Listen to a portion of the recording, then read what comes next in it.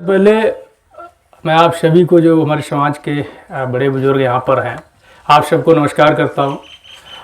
मेरा नाम अनुज सिंह विद्रोही है और मैं मैनपुरी से हूँ। मैनपुरी में भी आपका पड़ोसी ही हूँ, बेवर से हूँ। और हम लोग इस कार्यक्रम को जातिवार जनगणना की मांग को लेकर के जो ये कार्यक्रम चल रहा है, ये हमारा तीसरा प्रोग्राम है यात्रा का, जिसे हमने पिछली साल इसी महीने की 25 तारीख को शुरू किया था। तो इसी महीने की ये जो 25 तारीख आ रही, इसको एक साल इसको हो जाएगा पूरा चलते हुए कार्यक्रम। और इसको बिहार से हमने शुरू किया था। आगे एक फोटो लगी हुई है डीपी मंडल, जिस पे लिखा हुआ है बिंदेश्वरी प्रसाद मंडल, बिहार मुरहो मधेपुरा पर उनके घर से, उनकी समाधि से। और 25 तारीख को उनका जन्मदिन होता है, तो उनकी जयंती पर शुरुआत इसकी की थी। बीपी मंडल मुरहो मधेपुरा बिहार के थे, बिहार के मुख्यमंत्री भी रहे, यादव समाज से थे और जमींदार थे, मुरहो स्टेट के एक तरीके के राजा थे। तो उन्हीं की जो सिफारिशें थीं, जो मंडल कमीशन नाम पड़ा है जिससे आरक्षण मिलता है, असल में मंडल कमीशन नाम पिछड़ा वर्ग आयोग का उन्हीं के जो लास्ट में वो मंडल लिखते थे, उसी सरनेम के आधार पर मंडल आयोग पड़ा है, जैसे अभी आजकल एक आया है। खैर, तो उन्हीं की जो सिफारिश थी मंडल कमीशन की, उस सिफारिशों को लेकर के जब 90 में गोलबंदी हुई, जो हमारे ओबीसी समाज से उसमें नेता आते थे, चाहे मुलायम सिंह यादव हों, शरद यादव हों, लालू प्रसाद यादव हों, उसके अलावा और भी बहुत से नेता थे, रामविलास पासवान हुए, जो अन्य समाज शेड्यूल कास्ट से आते थे, ओबीसी के और भी बहुत से नेता थे। तो इन सभी नेताओं ने मिलकर के जब प्रेशर बनाया, आंदोलित हुए, तब जाकर के 1990 में एक माहौल बना और मंडल कमीशन की पहली सिफारिश 7 अगस्त 1990 को लागू करने की घोषणा, जो उस समय तत्कालीन प्रधानमंत्री वीपी सिंह थे, जो मांडा के राजा थे, यूपी के मुख्यमंत्री भी रह चुके थे, तो उन्होंने की। जब उन्होंने ये सिफारिश की कि हम जो है, जो ये ओबीसी समाज है, जिसमें यादव है, कोयरी है, कुर्मी है, लोधी है, निषाद है, बिंद है, नोनी है, दुनिया है, चौहान है, अंसारी है, दर्जी है, नट है, तमाम जातियां 3700 के करीब जो जातियां हैं, हम इनको नौकरियों में रिजर्वेशन की व्यवस्था देंगे ताकि इनके लोग भी आगे बढ़ सकें। तो जब उन्होंने इसकी घोषणा की, क्योंकि जो मंडल कमीशन ने सिफारिशें की थी 40, उसमें से पहली सिफारिश की उन्होंने घोषणा की, तो होता क्या है कि जब घोषणा करते हैं, उससे पहले की बात अगर करें तो वीपी सिंह के बारे में एक नारा प्रचलित था, राजा नहीं फकीर है, देश की तकदीर है। और जैसे ही उन्होंने 7 अगस्त 1990 को हम लोगों के लिए ये कहा कि हम इनके लिए नौकरियों में दरवाजे खोलेंगे, आज जो आपके बच्चे, हमारे समाज के जो बच्चे हैं, जो भाई बहन हैं, जो नौकरियां कर रहे हैं किसी भी विभाग में, वो सिर्फ इसी वजह से कर पा रहे हैं कि मंडल कमीशन की पहली सिफारिश 7 अगस्त 1990 को लागू हुई थी। नहीं तो उससे पहले कितने लोग नौकरियां कर रहे थे, आप जरा खोज के बताइएगा। आप पुराने लोग हैं तो आप जानकारी कर सकते हैं, आज से 30 साल पहले कितने लोग थे। तो उसके बाद जब उन्होंने घोषणा की, तो वो नारा जो पहले कभी हुआ करता था कि राजा नहीं फकीर है, देश की तकदीर है, वो बदल जाता है और फिर वो कुछ ऐसा हो जाता है कि राजा नहीं रंक है, देश का कलंक है।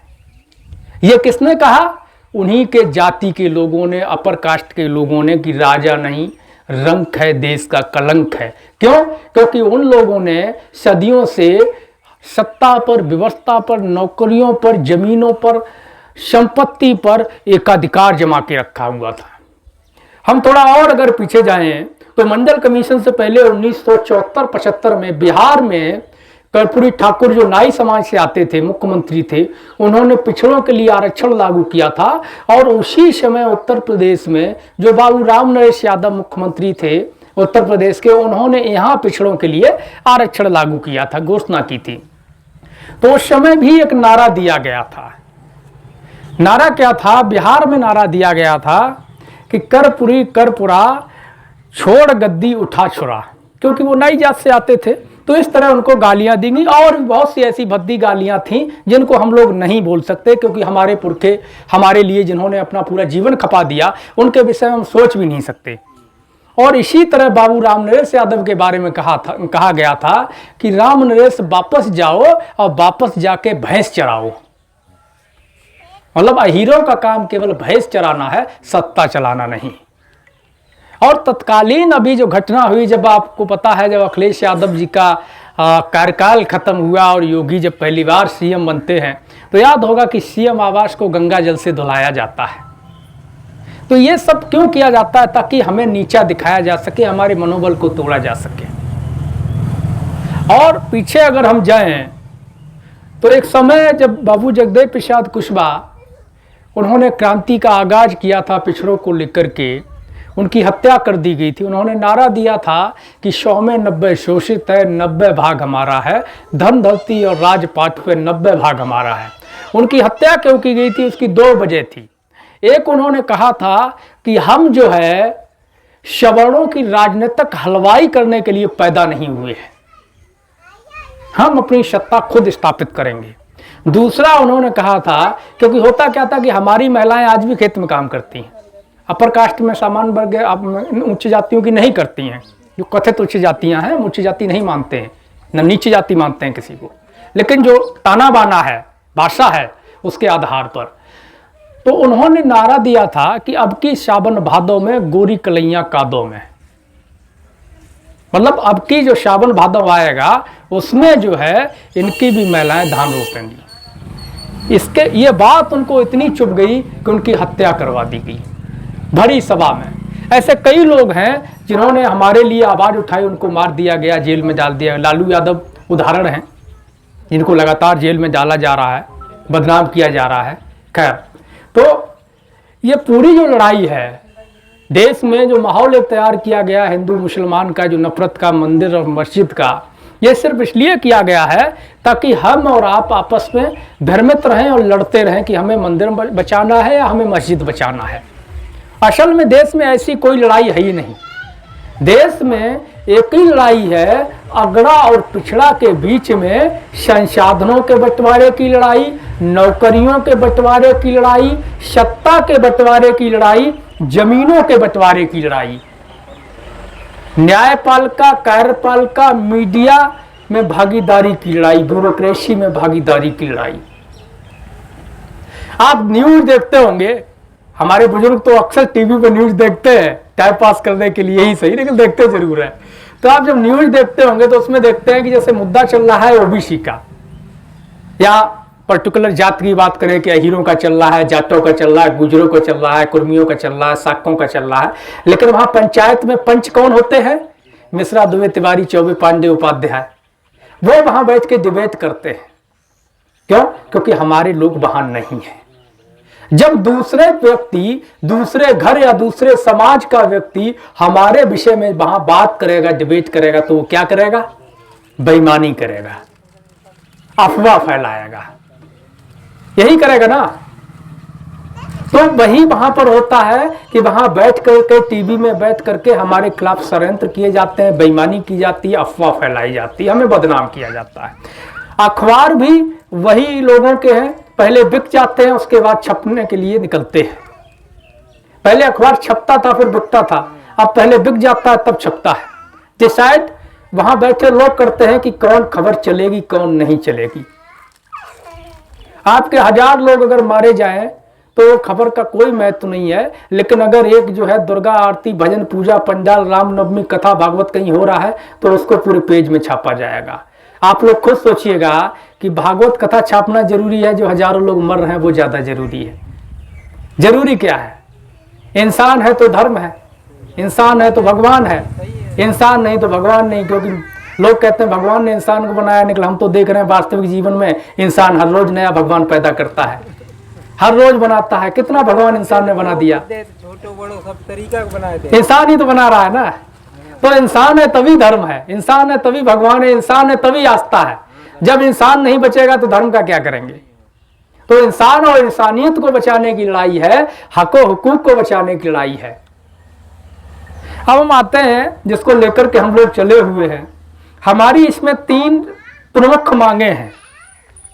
मांगे बहुत सारी हैं लेकिन 3 प्रमुख मांगे हैं। पहली तो मांग ये है कि साहब आप जो है सभी जातियों को गिनो। देश में कितनी जातियां हैं, उन सभी जातियों की आप गिनती करो।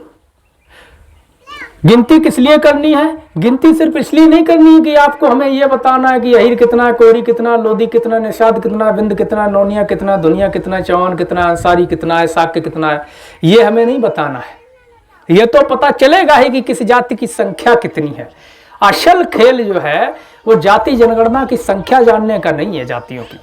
अगर ये बताने का होता तो सरकारें कब का बता देती। इसमें नेहरू को क्या तकलीफ थी, मोदी को क्या तकलीफ है, अटल बिहारी वाजपेयी को क्या तकलीफ थी, या तमाम जो सत्ता ट्रांसफर होने के बाद से आज तक जो सरकारें बनी हैं 70-75 साल में केंद्र में, उनको ऐसी क्या तकलीफ है कि संख्या बताने में दिक्कत है। जबकि पूरी राजनीति जाति के आधार पर होती है। पूरी डिबेट चुनाव के समय जाति पर होती है कि फला विधानसभा में अरे उसमें अहीर इतना है, जाटव इतना है, कोयरी इतना है, नहीं नाई ज्यादा है, एक कहता नहीं नाई तो थोड़ा कम है, उससे ज्यादा पटेल है। पूरी डिबेट, पूरा चुनाव, पूरा लोकतंत्र, डेमोक्रेसी का पूरा सिस्टम जाति के आधार पर है। जाति के बाहर कुछ है ही नहीं यहां पर।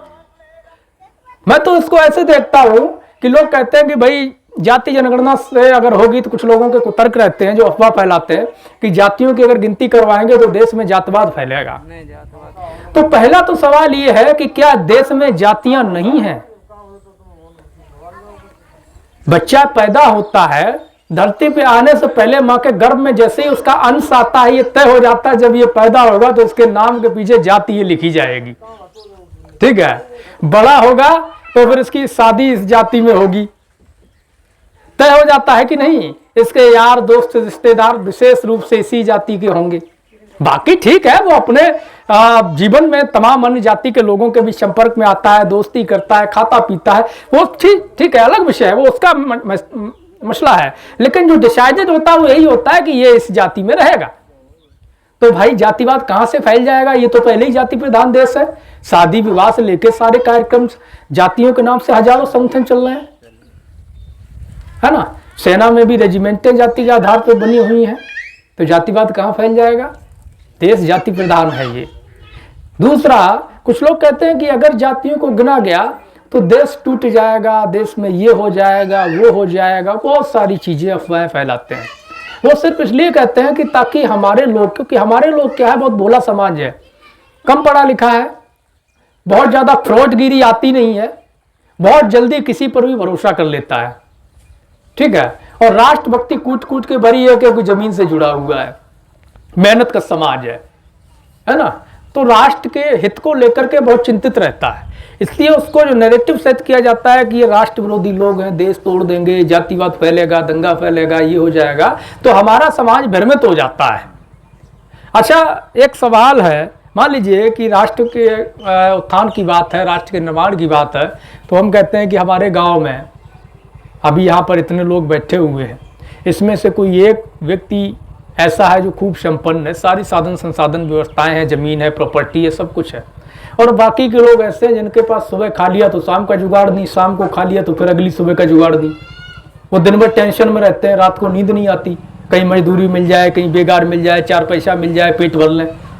तो क्या हम अपने इस गाँव को इस हालात में समृद्ध खुशहाल कह सकते हैं? कह सकते हैं? नहीं कह सकते। जब सब लोग समान होंगे तब हमारा गांव समृद्ध होगा, खुशहाल होगा, तभी होगा। तो यही नियम जो है राष्ट्र पर भी लागू होता है। 2-4 जातियां, मुट्ठी भर लोगों के हाथ में सारी संपत्ति के होने से राष्ट्र संपन्न नहीं होगा। राष्ट्र संपन्न जब होगा जब सभी समाज के लोगों को समान अधिकार होगा, राष्ट्र के निर्माण में उनकी समान भागीदारी होगी।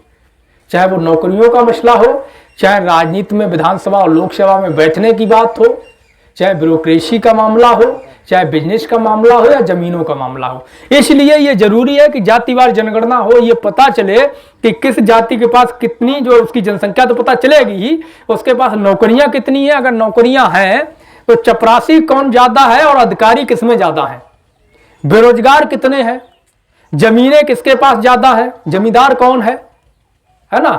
किसके पास पक्के मकान है, किसके पास कच्चे मकान है। तो ये सारे आंकड़े बाहर आए, महिलाओं की स्थिति क्या है, बच्चों की स्थिति क्या है, एजुकेशन का स्टेटस क्या है, फाइनेंशियली स्टेटस क्या है। तो जब ये सारे आंकड़े सामने आएंगे तब पता चलेगा कि वास्तव में किस जाति या किस समाज को आगे बढ़ाने के लिए योजना बनाने की या फंड देने की जरूरत है। फिर उस आधार पर आप उस समाज को आगे बढ़ाने का प्रोग्राम बनाइए, ये तभी संभव है। तो इसीलिए ये जातिवाद जनगणना के मूवमेंट को लेकर के हम लोग चले हुए हैं और हम लोग चाहते हैं कि देश में जातिवाद जैसे बिहार में हो रही है इसी तरह पूरे देश में हो और सभी जो समाज है उनके आंकड़े सामने ला करके जिसको जो आवश्यकता है संख्या के अनुपात में सबका, किसी की बेईमानी ना की जाए, चाहे वो कोई भी समाज हो, कोई भी धर्म हो, कोई भी जाति हो, उसका जो वाजिब हक बनता है, किसी का 1 पैसा बनता है उसको 1 पैसा दे दो, किसी का 4 पैसा बनता है उसको 4 पैसा दे दो, ठीक है, वाजिब हक मिलना चाहिए। इसलिए हम लोग ये जातिवाद जनगणना के मूवमेंट को लेकर के 25 अगस्त से चले हैं बिहार से। बिहार, मध्य प्रदेश, राजस्थान के बाद में 26 मई को नेताजी की समाधि से हम लोग उत्तर प्रदेश में कार्यक्रम शुरू किए हैं और 17 फरवरी 2024 तक इसको चलना है। 17 फरवरी से हम लोग जो है स्थायी आंदोलन की शुरुआत करेंगे लखनऊ में जाति जनगणना की मांग को लेकर के। और दूसरा हमारा मुख्य मांग है मंडल कमीशन जो है उसकी 40 अनुशंसाएं हैं जिसमें से मात्र 2 अब वो भी आधी अधूरी लागू हुई है। एक जो नौकरियों में रिजर्वेशन है और दूसरा जो एजुकेशन में रिजर्वेशन है, उसकी वजह से नौकरियां मिल रही हैं और जो शिक्षा में आरक्षण है उसकी वजह से आप यूनिवर्सिटियों में दाखिला ले पा रहे हैं, नहीं तो आप यूनिवर्सिटियों में पढ़ाने की भी हैसियत नहीं रखते क्योंकि वो लोग आपको दाखिला ही नहीं देंगे। और इसके अगर उदाहरण चाहिए तो हमारे साथ चलिए यूनिवर्सिटियों में किस तरह से आपके साथ अन्याय अत्याचार होता है हम वहां दिखाएंगे। जो वहां बच्चे पढ़ रहे हैं उनके मुंह से उन चीजों को हम सुनवाएंगे, किस तरीके से किस मुसीबतों का सामना करते हुए बेचारे वहां रह के शिक्षा पूरी कर रहे हैं, क्योंकि उनके साथ शोषण होता है, उनको परेशान किया जाता है क्योंकि वो ओबीसी से आते हैं, दलित से आते हैं, आदिवासी समाज से आते हैं। इसलिए क्योंकि अगर आपके बच्चे पढ़ लिख जाएंगे तो फिर वो भागीदारी मांगेंगे, सवाल करेंगे, हिस्सा मांगेंगे अपना, और जब तक पढ़ेंगे लिखेंगे नहीं उनको पता ही नहीं चलेगा तब तक तो उनको कभी जो है कागड़ का लदवा दिया जाएगा पीठ में, तो बम बम भोले करता हुआ इधर से उधर नंगा नाचेगा। 10-10 कुंटल वजन लादने में यहाँ परहेज नहीं है ना। कभी उसको जो है भागवत में बिठा दिया जाएगा, कभी उसको जो है कुछ और दे दिया जाएगा, और जब पढ़ लिख जाएगा तो कहेगा भैया ये तो हम बाद में कर लेंगे, ये आप मत करवाओ हमें, ये तो हम खुद ही कर लेंगे, पूजा पाठ जो करना अपने घर में कर लेंगे, हम मंदिर भी बनवा लेंगे, अपना ले जाओ, हमें तो पहले ये बताओ हमारी जमीन कहाँ है, हमारी नौकरी कहाँ है, हमारा जो हक बनता है वो कहाँ है, सवाल करेगा। तो फिर चलिए भाई जब पढ़ लिख जाएगा मंदिर मस्जिद पूजा पाठ जो करना है वो तो हम अपना कर लेंगे, उसके लिए हमें आपकी क्या जरूरत है, हम अपने घर में कर लेंगे। जब हम संपन्न होंगे, समृद्ध होंगे, 1 नहीं 10 मंदिर बनवा लेंगे, है कि नहीं। और जब हमारे पास खाने को ही नहीं होगा तो क्या होगा, हम क्या करेंगे, इसी तरह इस्तेमाल होगा। तो इसलिए अब जरूरी है कि जो झंडा हमारा समाज, जो हमारे नौजवानों को उठवाया गया है उसको छोड़ा जाए और जो समाज की वास्तविक लड़ाई है उसको लड़ें, समझें। अगर आज नहीं समझे ना, रिजर्वेशन को पूरी तरह खत्म कर दिया गया। मैं आपको बताऊं ताजा घटना, बीएचयू का भी एक मामला आया हुआ है, बीएचयू बनारस हिंदू यूनिवर्सिटी। आपको पता है बनारस हिंदू यूनिवर्सिटी किसकी जमीन पर बनी हुई है, मालूम है? नहीं मालूम ना। बनारस हिंदू यूनिवर्सिटी बचऊ सिंह अहीर की जमीन पर बनी हुई है। और उसके बाद भी ताज्जुब की एक बात यह और है कि बनारस हिंदू यूनिवर्सिटी में हमारे ओबीसी स्पेशल फंड से ग्रांट लेकर के 29 छात्रावासों का निर्माण हुआ, जिनमें 4187 कमरे बने, यानी कि 4200, लगभग 10,000 बच्चे रह सकते हैं। पर उन 4200 कमरों में सिंगल कमरा ऐसा नहीं जो हमारे ओबीसी के बच्चों को दिया गया। 1 अरब 70 करोड़ रुपया ओबीसी के फंड का इस्तेमाल करके 29 हॉस्टल्स में 4200 कमरों का निर्माण हुआ, और उसमें हमारे सिंगल बच्चे को रहने के लिए नहीं दिया गया। सब वो लोग रह रहे हैं जिनका उसमें हक नहीं है। पर वो क्यों रह रहे हैं? क्योंकि वो जागरूक हैं और संगठित हैं, उनके लोग हर जगह बैठे हुए हैं। हमारे लोग अपनी हकमारी के खिलाफ नहीं बोलते हैं और वो हमारे बच्चे जो 8,000 10,000 बच्चे जो बाहर रह सकते थे फ्री में, उनको 2,000 2,500 1,500 3,000 में कमरा लेकर के रह करके पढ़ाई करनी पड़ती है। अगर हम 2,000 के हिसाब से 8,000 बच्चों का बजट निकाले तो महीने का 1 करोड़ 60 लाख रुपया होता है, करीब 15 से 16 करोड़ रुपया साल पे। एक यूनिवर्सिटी में हमारे जो बच्चे पढ़ रहे हैं कमरा लेकर केवल किराए का जा रहा है, तो समाज कौन सा खोखला होगा? हमारा ही खोखला होगा, हमारा ही पैसा बर्बाद हो रहा है। उधर से भी ले रहे हैं, इधर से भी जा रहा है। तो ये कब रुकेगा? जब हम लोग जागरूक होकर इसके खिलाफ आवाज उठाएंगे। भले ही आज हमारे घर का कोई भाई, हमारा बच्चा या पड़ोसी कोई ना हो वहां पर, हो सकता है कि कल हमारा बच्चा भी उसमें पढ़ने जाए, संभावनाएं है, उसके साथ भी यही होगा। तो उसके साथ ये ना हो, उससे पहले हमें सुधारना पड़ेगा। उसके बाद जनसंख्या के अनुपात में भागीदारी हमारा प्रमुख मुद्दा है। और जो हमारे समाज के बच्चे हैं, जो स्पेशल बिजनेस फंड आता है हर साल, जो हम लोगों को नहीं मिलता है। हम लोग 10,000 का, वो क्या बोलते हैं, केसीसी भी 10,000 का लेने जाते हैं तो चप्पल घिस जाता है, चक्कर मारते मारते, ये नो ड्यूज वो नो ड्यूज क्लियर कराओ, ये करो वो करो, ये डॉक्यूमेंट वो डॉक्यूमेंट, तब जाकर के 10,000 मिलता है। उसमें से 2-3 हज़ार साला मैनेजर खा जाता है, आराम को खा जाता है कि नहीं? हाथ में क्या आता है? 7-8 हज़ार, और 10,000 का ब्याज सुद्धा भरना पड़ता है। नहीं भरो तो फिर ये कुर्की होगी, ये होगा वो होगा, बहुत सारी चीजें। लेकिन उनके लोगों को हजारों करोड़ दे दिया जाता है और वो लेके भाग जाते हैं। हाँ, सही बात। पैसा किसका है भाई? हम जमीन पे अन्न उगाते हैं। वो लोग कहते हैं कि हम टैक्स देते हैं, आप लोग हमारे टैक्स पर नहीं, ये भ्रम में मत रहिएगा। उनका टैक्स हमारे टैक्स के रत्ती भर मापिक नहीं है। इस देश में अगर एक भिखारी भी जाकर के 1 रुपए की टॉफी खरीदता है ना, तो उस पर भी टैक्स देता है। पहले आप 1 रुपए की माचिस खरीदने जाते हो, पहले टैक्स अदा करते हो, तब माचिस आपको मिलती है। बिना टैक्स के तो इस देश में सांस नहीं मिल रही है आपको। बिना टैक्स कोई चीज अब नहीं। ठीक है, तो पूरा आप अगर टैक्स, आप पे टैक्स लगना बंद हो जाए तो नेताओं के हेलीकॉप्टर जमीन पर गिर पड़ेंगे, इनके भाषण बंद हो जाएंगे, इनके राशन बंद हो जाएंगे, जो लग्जरी गाड़ियों में घूम रहे हैं ना, सब बंद हो जाएगा इनका। तो ये हमारे टैक्स का पैसा है, हमारे खून पसीने की कमाई है। सरकार हम पे कोई एहसान नहीं कर रही कि हमने ओबीसी को इतना फंड दे रहे हैं। हमारा पैसा है, हमारा हक है। तो ओबीसी जो बिजनेस लोन है, उसमें हमारा कोटा जनसंख्या जो हमारी 50% या 60% है, तो 60% हमारा कोटा कर दो। मान लो कि 10 करोड़ रुपया आया है, उसमें से 6 करोड़ हमारे लिए आप निकालो। हमारे जो बच्चे हैं, जो हमारे समाज के ओबीसी के बच्चे जो नौकरी नहीं कर पा रहे हैं, पढ़ लिख नहीं पाए ज्यादा, तो हम क्या करेंगे कि भाई वो बच्चा चाहेगा तो कोई दुकान खोलनी है, कोई रोजगार करना है, 2 लाख उसको पास है, 2-3 लाख और चाहिए, 4-5 लाख का बिजनेस करना चाहता है, तो ओबीसी ग्रांट है, जो स्पेशल बिजनेस फंड है, उससे उसको 3 लाख मिल जाएगा, बिजनेस करेगा, आगे बढ़ेगा। आप वो हमारे लिए फंड तो आता है, लेकिन हमें नहीं दिया जाता। जिनके पास 1 बीघा जमीन नहीं होती है, वो लोग करोड़ों रुपया लेकर के चंपत हो जाते हैं। और हमारे लोग जो कभी भागे ही नहीं पैसा लेकर के, आज तक का रिकॉर्ड है, कभी बेईमानी नहीं की, उन लोगों को 1 पैसा नहीं मिलता है। तो केवल नौकरियों से भला नहीं होगा, क्योंकि नौकरियां तो 1.5% बची हुई हैं, आने वाले समय में ये भी जाएंगी। हमें इधर भी सोचना है, और निजी क्षेत्र में भी आरक्षण लागू होना चाहिए। 27% अभी जो चल रहा है, उसके बाद जाति जनगणना के हिसाब से संख्या के आधार पर हो। ये मंडल कमीशन ने सिफारिश की है, हम स्पेशल बना के नहीं कह रहे हैं। 27% आरक्षण हमारा हर जगह होना चाहिए। आरक्षण का मतलब भागीदारी है, प्रतिनिधित्व है। तो ये पूरी लड़ाई है। अब मेरा लास्ट सवाल है आपसे कि जो हमने इतनी देर तक कहा और हम लोग इतना प्रयास कर रहे हैं, वो आपको समझ में आया? तो आप बताना, ताकि हम भी समझ सकें। थोड़ा हाथ उठा के बताना, पता तो चले किसे समझ में आया। जाति जनगणना होनी चाहिए या नहीं होनी चाहिए? होनी चाहिए। हाथ तो उठाओ, पता कैसे चलेगा?